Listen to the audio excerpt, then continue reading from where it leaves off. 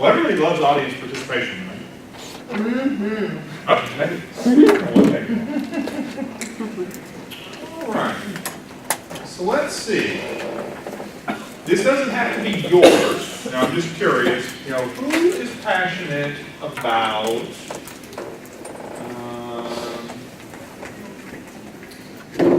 giving back? Who's passionate about giving back? That didn't have to be yours, just who is passionate about that thing? Okay. Excellent. Well, let's see. Ooh, eating. Who's passionate about eating? Again, It wasn't mine, but it should have been. All of my hands, that's all I got. Okay. Now, somebody put public service up here. Who is passionate for public service?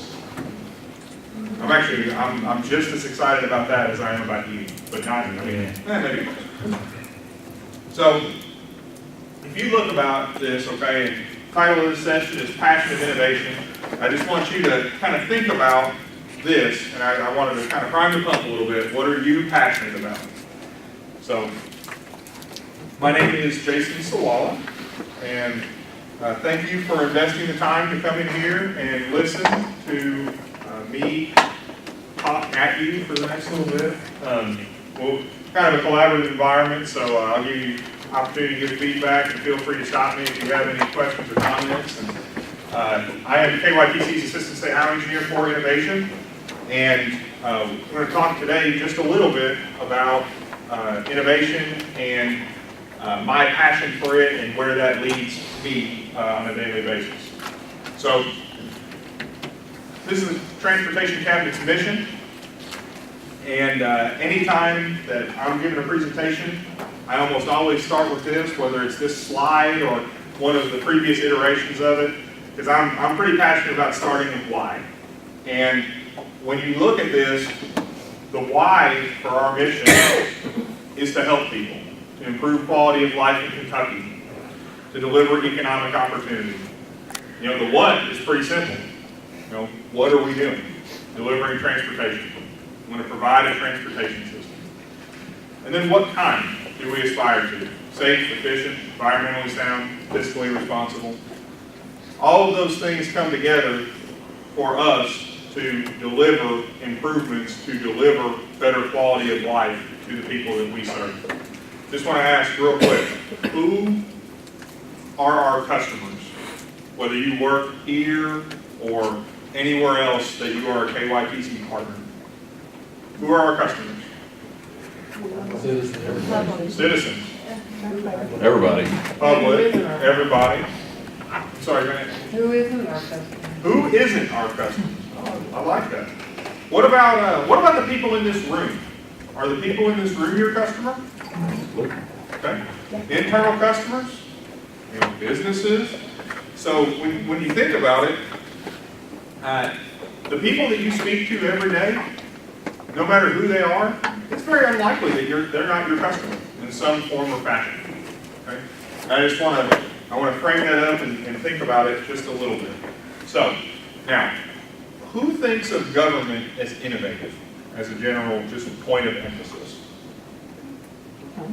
All right, I have like a wishy-washy, and then I had 2 hands up.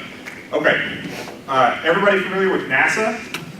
Okay, so NASA put somebody on the moon in the 60s, and that was thought to be nigh impossible. I mean, it was a pipe dream to the public. It's very interesting, when you are focused in on a goal, what that looks like. Now, has anybody not had a problem at work yet today? I mean, be honest. I mean, has anybody, I've had problems since I've been here today. I mean, I actually came in here a little early to make sure my presentation was working, had some issues, so had to work through those. You're going to face challenges every day, right? So, let's look just a little bit. Give me just a second. And we're going to look at what a problem might look like in a different government organization. Just a different way to look at something. For those of you who did say they thought of government as innovative, give me one why. The when they did the space mission, they did the helmet, the visor on the helmet became Revo sunglasses. You know, they put the GPS, GPS, okay. What else? Internet. duct tape. yeah. All right, we'll watch a short video here. What about the situation brewing with the carbon dioxide? The CO2 filter problem on the lot. 5 filters on the line. We come in for 2 guys for a day and a half. So I told the doctor, They're already up to 8 on the gauges. Anything over 15, their judgment blackouts at the beginnings of brains fixed deal. what about the scrubbers on the command module? It takes what cartridges? The ones on the limb around. We got a problem. Tell me this isn't a government operation. Sisters and contingency as long as it's down. Those CO2 levels have been getting toxic. Well, I suggest you gentlemen and then we put a square peg in a round hole.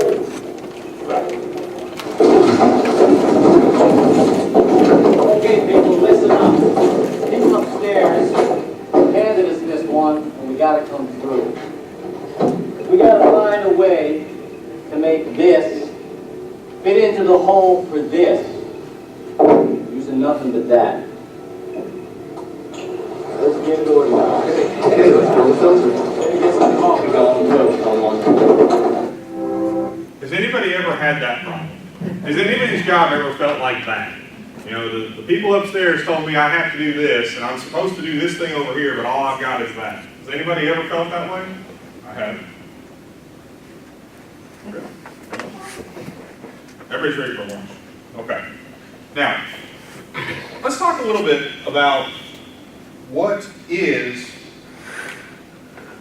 innovation. Okay?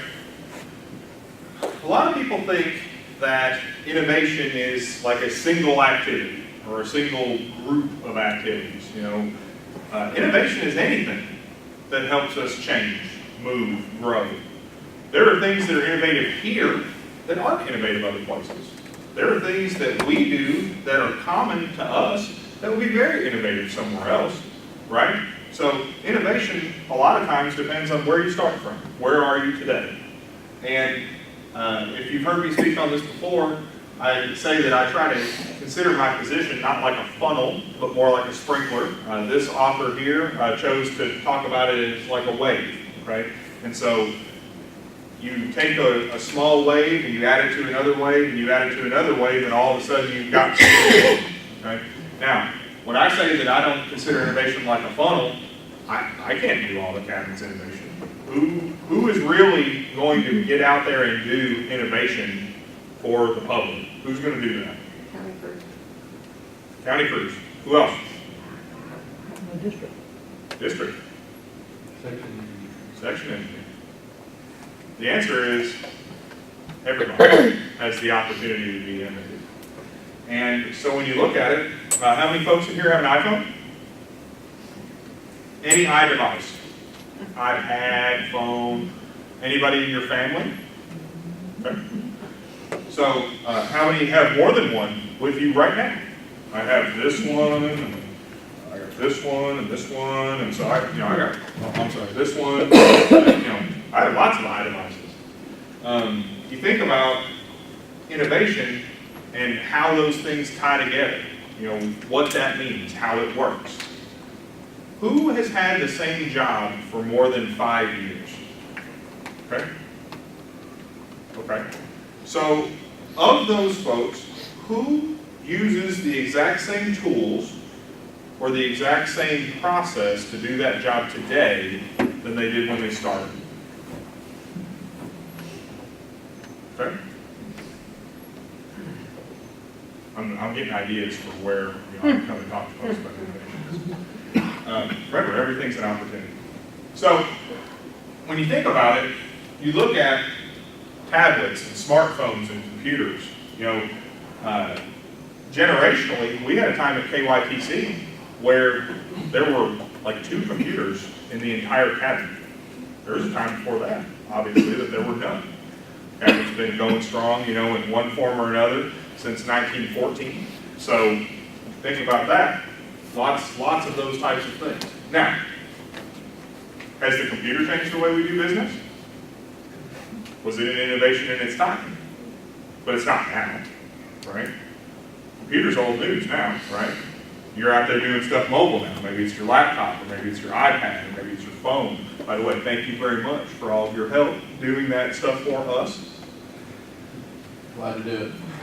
All right, new product adoption. So this is an illustration of the law of diffusion of innovation, which you may or may not be familiar with. It's also been called like a technology adoption curve or something like that. And so way on the left end then there, you've got about 2.5% of people that are considered, quote, your innovators. This is the person that has to have the brand new thing the day it comes out. As soon as it's out, I have to have it. I have to have it now. Think of somebody in your life like that. Does everybody know somebody like that? Whatever it is, brand new, gotta have it right now. Okay? For those of you who've worked here a while, my favorite example of that over time at the cabinet was David Hughes. Okay? David Hughes did that professionally and personally.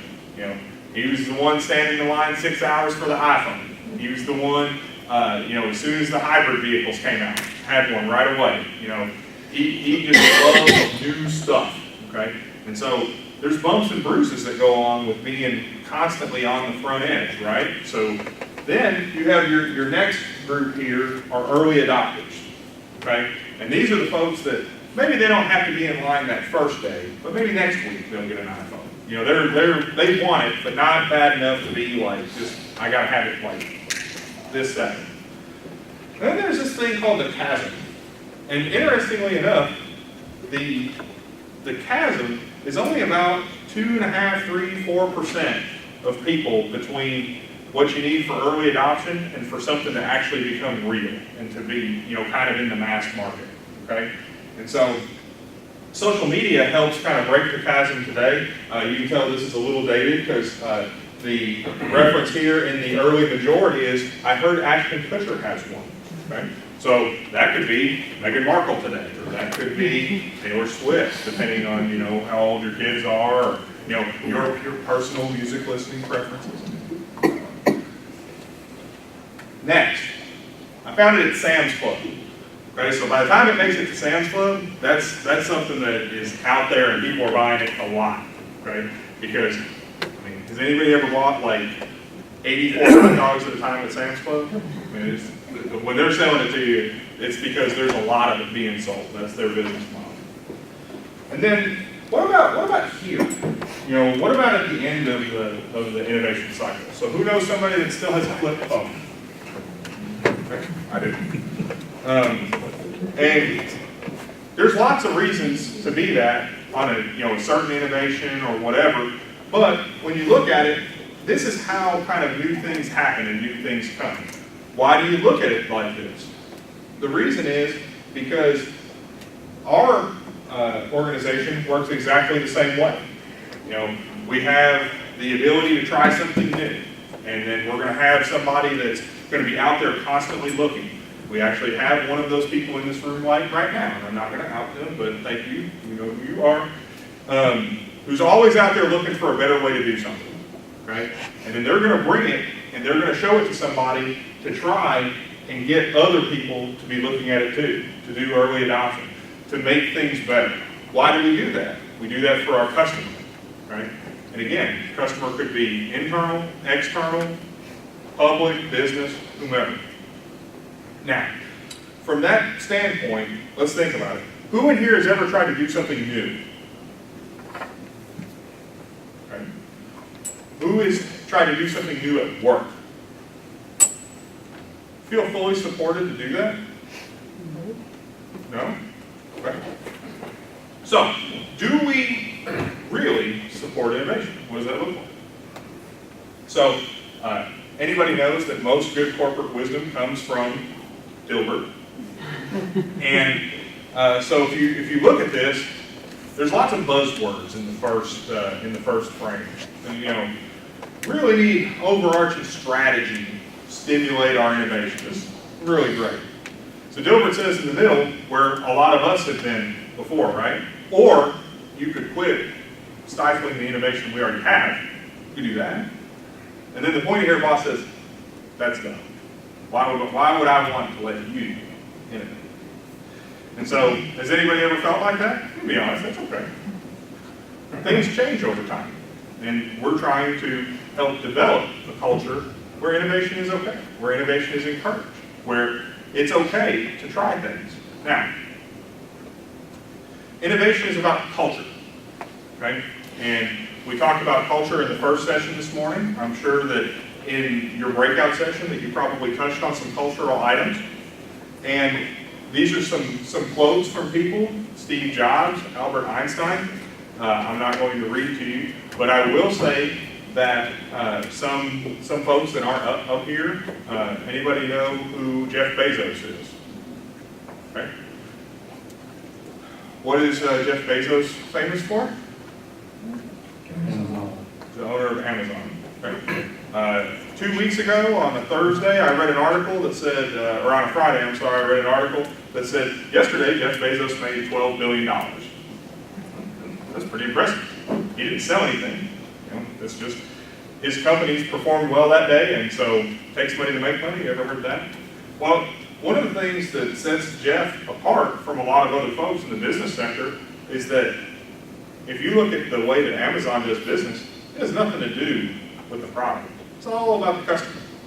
And he is passionate, and he puts that passion into his people about helping the customer. They are zealots for customer service.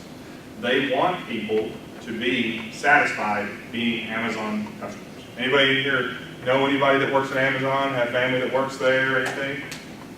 Okay, I was going to say, I'd be surprised if there's not at least a few, because there's a lot of Amazon in Kentucky. And, you know, when you think about it, he talks about not letting the process become a proxy for the outcome. You know, has anybody in here ever heard somebody say, when being asked about a bad outcome, like, well, that didn't turn out very well, how come? Anybody say, well, I don't know, I followed the process. Anybody ever heard that? I checked all the boxes, I did what I was supposed to, but it just didn't turn out. Anybody ever heard that?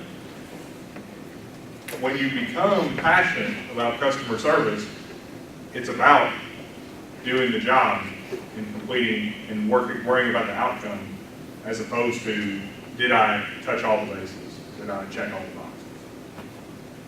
Careful of that. I'm going to go through really briefly some things where you probably know the what that we do. Okay? So I'm going to talk about 3 innovations that have come about in the cabinet over the last 5 years. You probably know the what, but I'm going to talk a little bit about the why. So while I'm queuing this up, has anybody heard of the Connected Citizens Partnership? Okay. Couple? Who in here has ever used Waze? Okay. Now, Connected Citizen Partnership is something truly innovative in government. Totally different. You know, this was an opportunity to look and it's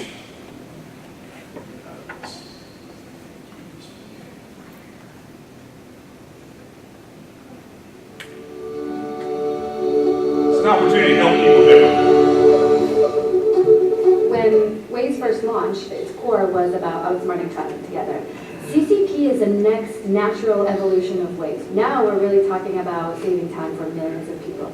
Our drivers are out on the streets every hour of every day, reporting the most accurate information on closures and congestion. We are taking that information and delivering it to the government officials who can address incidents in real time. This is a real program with real impact. We're actually sitting down with partners and having measurable results every day. Boston is a city of around 600,000 residents, but during a typical workday, we grow to over 1 million people. Waze has allowed us to rapidly iterate through experiments to see what sort of effect interventions have on congestion and traffic. We had a major snow last month. Seeing the data come in from Waze every 2 minutes allows us to grab user reports, and then we can respond to those reports in a timely manner. Genesis is a software company that provides solutions to help first responders. By putting Waze inside our Genesis Pulse product, our first responders are saving 5 minutes. That saves lives. We didn't expect that so quickly we would have cities redistributing traffic personnel, that we would have 911 systems relying on this data. As more data comes online, Waze is proud to bring together innovative transportation leaders from all around the world to develop the next chapter in traffic management. At the core, CCP has the same mission as Waze, which is to save people time every day. It's showing us what our new goals are going to be. New forms of safety, new forms of urban mobility, helping cities become a lab for making lives better.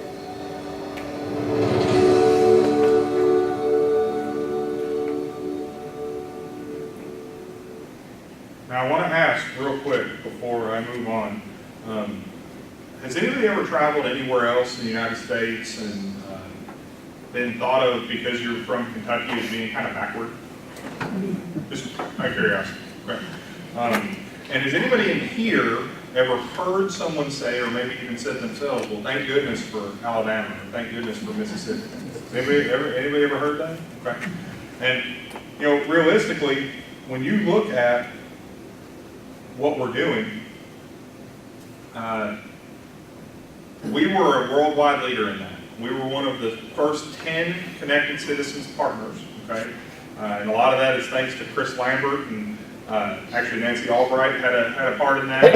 And ultimately what it was seeing that there was an opportunity out there and thinking about it a little bit differently. It was, I don't know exactly what that's going to mean. I don't know exactly what it's going to do. But it's an opportunity for us to serve our customers better. So who in here interacts with the public with any type of regularity? Okay, for work. Okay, so when you do that, I mean, everybody should be interacting with the public. What type of feedback do you generally get from the public? What do they? I actually have 2 complaint calls that I have to return today before I leave work. So usually when we hear feedback from the public, it is negative. Why are you doing this to me? Well, yeah.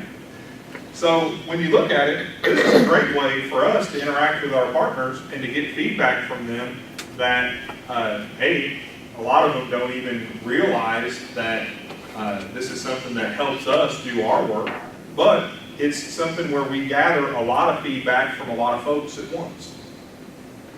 So KYTC gives Waze various pieces of data and information. You know, we're working on giving road closures and sporting events, construction projects, and things like that. Why is that important? Because if you raise your hand that you're somebody who's used Waze, that means that that information is coming to you where you are. You're not having to come to me. You're not having to come to KYTC. It's where you already are. So we're working on things that, you know, integrate data that we put out there for other people to use. There are many more people that are downloading our data every day and that are using our data and publishing it elsewhere to help people that don't have anything to do with going to our website. Now, we still do that too, right? Now, Waze gives us some things too. They tell us when traffic slows down. Why might that be important? It goes a lot faster if you participate on that. Take a different route. Could be something wrong. Alternate route, but it could be that maybe there's a safety issue out there. Maybe there's something going on that we need to investigate. Right? So TOC uses these types of things. The Operations Center uses these types of things to be able to better do their work too. Anybody familiar with GoKY? Okay. Well, GoKY is enabled by that data that we get from Waze. It's something that we're able to do because of this partnership, and it's it gives us situational awareness. If anybody's familiar with the southern Cincinnati or northern Kentucky area, you're familiar with this red line. If you ever go there in the morning, that red line is going down the hill to the Brent Bridge, and it's regularly backed up.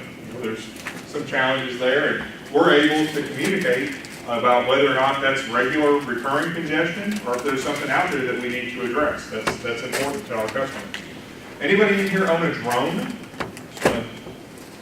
Okay, at least a couple. Okay, so 10 years ago, would you have ever thought about KYTC doing drone things or having drone activity? We did. Why do we do that? Has anybody in here ever surveyed? Ever done any type of survey? If you look at it, we used that drone to create this 3D model. That took minutes. maybe a little over an hour by the time you get that process. In order to do that through standard survey, it takes weeks to get that level of accuracy and detail. You can go ahead and put that stuff in some of our other applications if you want, or you can just build a model and look at it for whatever you're doing. This is something that was flown by KYTC. This model was generated by KYTC, by a big shout out to Glenn Anderson, just at the Department of Aviation. But if you look at it, this is something we never could have dreamed of 50 years ago, that in mere hours you could have this level of detail to look at something, okay? What is this stuff useful for? You know, if you're doing survey, you're keeping folks out of traffic. Anybody ever surveyed under traffic? That's no fun. You know, it increases employee safety and health. It minimizes disruption to the public. It allows us to quickly check and look at various things that we would never have a way to quickly check. Anybody ever run hubs? Okay. I mean, the ability to do things and do them faster and do them differently allows us to better serve our customers. Do these things replace the other things that we do? No. It's a tool in the toolbox. And that's a lot of what innovation is, a tool in the toolbox. Anybody in here at all familiar with what's going on in automated vehicles? Okay. Well, autonomous vehicles and automated vehicles are something we're talking about at KYTC too. Major transportation impacts. Okay? So we know the what. Anybody in here scared of automated vehicles? I mean, it's okay. Who in here thinks they're a good driver, just for reference? Please raise your hand. Okay. Now, when you ask that question, usually it's about 90% of people think that they're in the 10% of good best drivers. So I don't know how those numbers all fit together, but because everybody believes that the problem is someone else on the road, right? And that's part of it. But what's the why of this? What does this mean? Safety. Like it. Okay? According to NHTSA, 94% of traffic crashes have a human component, not necessarily caused by the human driver, but have a human component or contributed to by humans. Okay? If you could reduce those by 90%, save 753 lives in Kentucky in 2016. Okay? What does that mean? What does that look like? You know, when you talk about reducing fatalities towards zero death, vision zero, when you look at those sorts of things, you know, it's easy for folks to think about those as numbers. Every one of those is a story. Every one of those is a family. Very passionate about safety.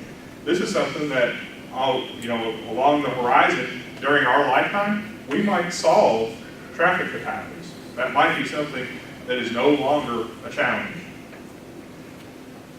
What else do you have? Okay, freight. Has anybody ever driven on I-65? I bet you have. There's a lot of trucks out there, aren't there? Well, I-65 is this. It is considered to be, as you move forward to 2040, going to be one of the busiest freight corridors in the entire U.S. Okay? And so when you look at that from an automated vehicle standpoint, it's important not only for passenger travel, but also for freight. It's important, for you to be able to get the things that you need. Has anybody gotten any of those flying packages from Amazon yet? Me neither. I'm a little nervous about that. So, how many folks in here believe that their job is easy? Okay, that's good. Innovation isn't always easy either, right? When you're innovating, what does that mean? That's change, right? Who loves change? Okay. See, I've started asking negative questions that way when I get no feedback. It's the feedback I want. So, has anybody ever stood in their own way from doing something good? You've been your own roadblock. I have. Okay? Bumps and bruises along the way, we're going to learn a lot. Okay? So if you try something and you fail, but you learn, is that okay? If it were easy, anybody could do it. Because it's not, that's why we need everybody here. Okay? And again, I'm doing innovation programs and I'm helping and I'm doing things, I'm trying to get impediments out of your way, but at the end of the day, I'm not the one doing all this stuff. It's everybody in me. Innovation is iterative. Like I said, not all efforts are successful. Now, I want to point this out because it's easy to say, you know, we're not going to make any mistakes. Now, we are going to make mistakes, and it's okay to make mistakes. Who in here has made a mistake today? I have. I've made one since we started this presentation, to be honest. Okay? Now, everybody makes mistakes. This is Paul Looney. Does everybody know Paul Looney? Okay. Now, what we did here was he was so focused on getting the job done, working, making a phone call, working, very busy. This sign that's right here behind this says, please don't sit on the furniture. Okay? Yeah, that's okay. You made a mistake. Everybody makes mistakes. I make mistakes. Everybody makes mistakes. And that's okay. If something isn't a good fit, don't force it. We want staff to be innovative. We want them to be free to be innovative. Has anybody ever been innovated? Has anybody ever been innovated? Had the innovation done to them? That's right. Probably Chris Weinberg. We don't seek to be innovating people. We seek to help people innovate. Talk open and honestly about something that did or didn't work. When you start something new, how many of you sit down and intentionally define success or define failure? Either one. I challenge you to do that. Everybody thinks that it's easy to figure out what success is or what failure is, but it's really not. You know, you go out there and you do something new, and, well, how is it? That's fine. Well, did it help you? I don't know. It's okay. Did it fail? No. I mean, it's still here. I mean, it's fine. Define success, define failure. That's the best way that you're going to be able to actually learn from what you do. If you don't know what you're shooting for, it's really easy to miss if you get there or if you don't. So I'd encourage you to do that. Has anybody in here ever done something that is huge and monumental, cabinet changing, all on their own? Innovation is a, what kind of effort? Team effort. There are people in here that want to go eat lunch. They want to get to the end of this presentation. Innovation is a team effort. That's right. And so this is our vested in safety picture from this year. So this was our team picture for this year. There are some folks that are pictured in the State Highway Engineer's office. But you know, innovation is a team effort. Now, what about failure? Just out of curiosity, when you succeed, you know, it's usually attributed to a team, right? You know, everybody got together and we all worked really hard and we succeeded. What about failure? What do we say about failure? Say, man, Jason really messed up. That was a disaster. It was all Jason's fault. And failures are often attributed to a person or a couple of people. And I will say that as a leader, talking about leadership today, that if you're the leader and the team fails, you're the person. Put that seed in there. I want to finish up with this, bring this back to your attention. You know, we have pictures of our employees, pictures of our infrastructure, lots of really cool things going on at KYTC. Passion for innovation, for me, is passion to help each one of you. Every one of you is my customer, whether that's because you're a member of the public or you're working here, or my job is to help you help others. I did something as part of prep for this that gave me an opportunity to do some little reflection. And so way back in the before times, when you wanted to apply for ALA, you got to write an essay, right? You like sit down and write something, create. And so I wrote this essay that I'm terribly embarrassed of my writing skills, but I was kind of excited about some of the content. And I'm going to read you something. And this was true 10 years ago when I wrote this. It's true today, and it's going to be true for the rest of the time. So understand, just like I said, you're my customers, and everybody is our customers, as you all identified before. One of the things that I've learned is that working for the cabinet, you are working for the people of the Commonwealth, and each day you can make a difference for the people who live in Kentucky. A goal that I have each day that I work for KYTC, I try to make a positive difference each day for the people of Kentucky, even if it is only something small. And at that time, I actually worked in one of our section offices. I previously came from maintenance. And it did seem like a lot of the things that we were doing were little, small wins. Okay? But that was affecting that customer. I was keeping somebody from blowing out their tire in that pothole. Or we were building a new salt structure, so we didn't run out and we had the ability to clear the roads in the winter or whatever. Every day that you come here is an opportunity. And I hope that when you thought at the beginning about your passion, I hope some of that does bleed into work. How many folks, at least half of the days that you came to work in the last month, you've been on fire to be here, you've been passionate to come here and serve the public? I have. I want you to be too. And my passion, again, is to help you help everyone else.